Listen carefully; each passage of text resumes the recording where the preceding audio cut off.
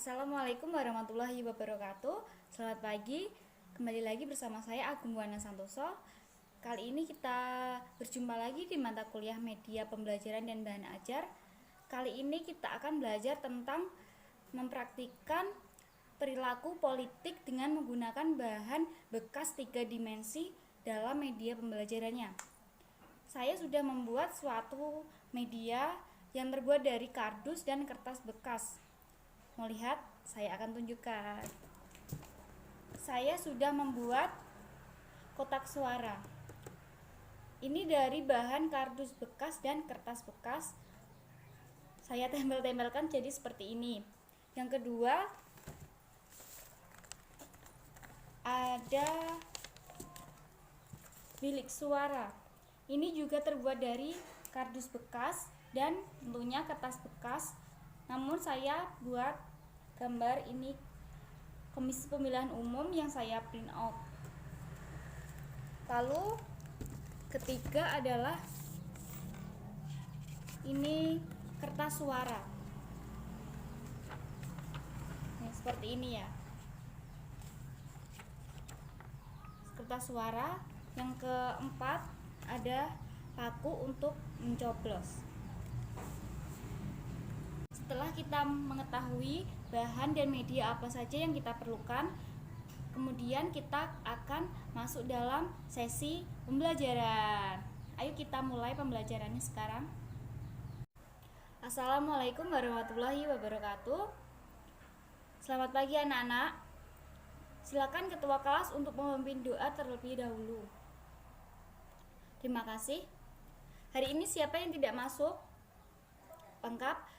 Terima kasih. Alhamdulillahirrahmanirrahim. Semuanya sehat walafiat.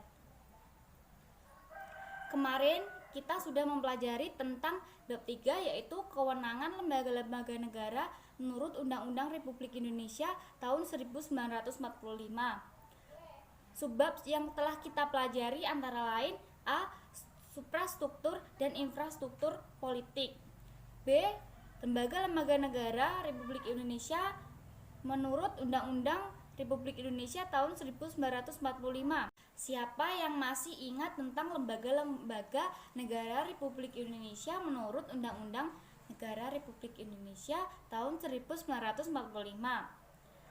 Yang tahu silakan angkat tangan ya. Ayo, siapa yang tahu? Yang pertama MPR, yang kedua DPR, yang ketiga DPD, yang keempat Presiden dan Wakil Presiden, yang kelima Mahkamah Agung, yang keenam Mahkamah Konstitusi, yang ketujuh Komisi Yudisial, yang kedelapan Badan Pemeriksa Keuangan. Lalu subbab yang selanjutnya adalah tentang tata kelola pemerintahan yang baik. Kemudian di pertemuan kita kali ini kita akan membahas tentang D. Partisipasi warga negara dalam sistem politik di Indonesia. Partisipasi politik salah satunya dikemukakan oleh Verba yang mengungkapkan bahwa partisipasi politik adalah kegiatan pribadi warga negara yang legal, yang sedikit banyak langsung bertujuan untuk mempengaruhi seleksi pejabat-pejabat negara dan atau tindakan-tindakan yang diambil oleh mereka. Ada banyak macam partisipasi politik di Indonesia. Salah satunya yaitu partisipasi di lingkungan sekolah. Apa sih partisipasi di lingkungan sekolah? Antara lain satu yaitu pemilihan ketua kelas, ketua OSIS, dan ketua organisasi ekstrakurikuler. Misalnya pramuka, PMR, dan lain-lain. Yang kedua adalah pembuatan anggaran dasar dan anggaran rumah tangga atau organisasi ekstrakurikuler yang diikuti. Yang ketiga adalah forum-forum diskusi atau musyawarah yang diselenggarakan di sekolah. Supaya perilaku politik yang ditampilkan mencerminkan perilaku politik yang sesuai aturan, maka siswa harus memperhatikan ketentuan-ketentuan dan norma-norma yang berlaku. Antara lain sebagai berikut. 1. Pancasila. Yang kedua, Undang-Undang Dasar Negara Republik Indonesia tahun 1945. Yang ketiga, Undang-Undang Republik Indonesia nomor 9 tahun 1998 tentang kemerdekaan menyampaikan pendapat di muka umum. Yang keempat, tata tertib tertib siswa dan sebagainya. Selain di lingkungan sekolah, kita juga bisa menjumpai partisipasi politik di lingkungan masyarakat. Misalnya 1. Forum warga, yang kedua pemilihan ketua RT RW, kepala desa, ketua organisasi masyarakat dan sebagainya. Yang ketiga, pembuatan forum berupa anggaran dasar dan anggaran rumah tangga bagi organisasi masyarakat, koperasi, RT RW, LMD dan sebagainya. Agar dalam pelaksanaan perilaku politik tersebut sesuai dengan aturan dan norma-norma, pastinya ada ketentuan-ketentuan hukum yang harus ditaati. Antara lain 1. Pancasila. Yang kedua, peraturan perundang-undangan yang terikat, misalnya Undang-Undang HAM dan Undang-Undang Politik. Yang ketiga, peraturan yang berlaku khusus di lingkungan setempat, misalnya peraturan RT RW dan peraturan desa. Yang keempat adalah norma-norma sosial yang berlaku. Kemudian ada juga partisipasi politik di lingkungan negara. Antara lain 1. Pemilihan umum untuk memilih anggota legislatif dan presiden. Yang kedua ada pemilihan kepala daerah secara langsung atau disebut dengan pilkada. Yang ketiga adalah aksi demonstrasi yang tertib, damai dan santun. Supaya mencerminkan perilaku politik yang sesuai aturan, maka harus mentaati ketentuan-ketentuan yang berlaku. Antara lain yaitu 1. Pancasila. Yang kedua, Undang-Undang Negara Republik Indonesia 1945. Yang ketiga adalah undang-undang, seperti Undang-Undang Nomor 8 Tahun 2015 tentang perubahan atas Undang-Undang Nomor 1 2015 tentang penetapan peraturan pemerintah pengganti Undang-Undang Nomor 1 Tahun 2014 tentang pemilihan gubernur, bupati, dan wali kota menjadi undang-undang. Lalu Undang-Undang Republik Indonesia Nomor 2 Tahun 2011 tentang perubahan atas Undang-Undang Nomor 2 Tahun 2008 tentang partai politik. Kemudian Undang-Undang Republik Indonesia Nomor 9 Tahun 1998 tentang kemerdekaan menyampaikan pendapat di muka umum. Lalu yang keempat, peraturan pemerintah, kelima keputusan presiden, dan keenam peraturan daerah. Lalu kali ini kita akan mempraktikkan tentang cara pemilihan umum yang ada di lingkungan negara. Yang ketiga adalah undang-undang, seperti Undang-Undang Nomor 8 Tahun 2015 tentang perubahan atas Undang-Undang Nomor 1 2015 tentang penetapan peraturan pemerintah pengganti Undang-Undang Nomor 1 Tahun 2014 tentang pemilihan gubernur, bupati, dan wali kota menjadi undang-undang. Lalu Undang-Undang Republik Indonesia Nomor 2 Tahun 2011 tentang perubahan atas Undang-Undang Nomor 2 Tahun 2008 tentang partai politik. Kemudian Undang-Undang Republik Indonesia Nomor 9 Tahun 1998 tentang kemerdekaan menyampaikan pendapat di muka umum. Lalu yang keempat, peraturan pemerintah, kelima keputusan presiden, dan keenam peraturan daerah.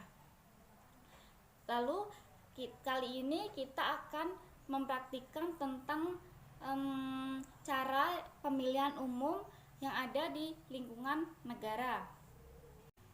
Nah, sekarang Ibu akan jelaskan tentang langkah-langkah dalam proses pemilihan umum, yaitu pemilihan presiden dan wakil presiden. Yang pertama adalah warga negara yang berhak memilih adalah warga negara yang sudah berusia 17 tahun ke atas atau sudah memiliki KTP. Warga negara tersebut akan diberikan undangan untuk pencoblosan. Undangannya kecil, kemungkinan ukurannya segini ya, anak-anak. Lalu setelah kita datang ke TPS, kita akan menyerahkan undangan tersebut kepada petugas TPS. Kita akan menunggu mengantri untuk disebutkan namanya. Kemudian setelah kita dipanggil namanya, kemudian kita akan diberikan surat suara, yaitu seperti ini. Ini adalah contoh surat suara untuk pemilihan presiden dan wakil presiden. Ada 2 calon, yaitu nomor urut 1 dan nomor urut 2. Aturan dalam pencoblosannya adalah nanti kita akan diberikan sebuah paku dalam bilik suara. kita boleh mencoblos pada nomor urutnya atau dalam fotonya atau nama calon presiden atau wakil presidennya atau gambar partai pengusungnya. Yang terpenting kita tidak boleh mencoblos lewat dari garis terakhir ini, garis terluarnya.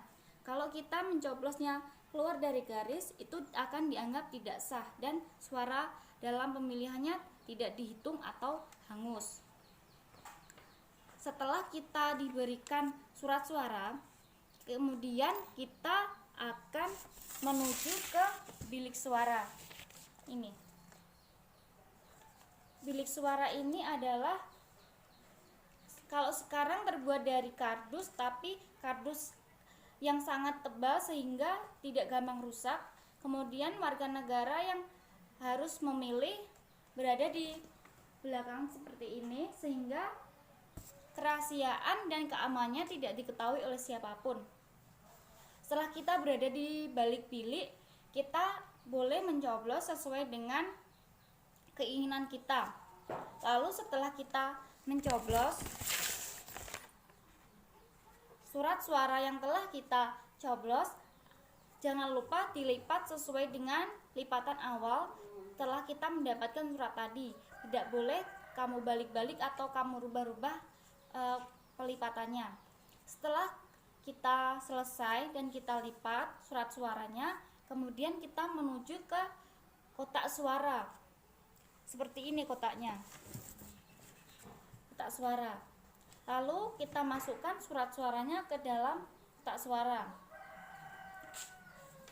Kemudian setelah kita selesai memasukkannya ke dalam kotak suara, kita menuju ke ruang cap, yaitu kelingking kita akan dicelupkan ke dalam tinta sebagai bukti kita telah melakukan pencoblosan atau kita tidak golput.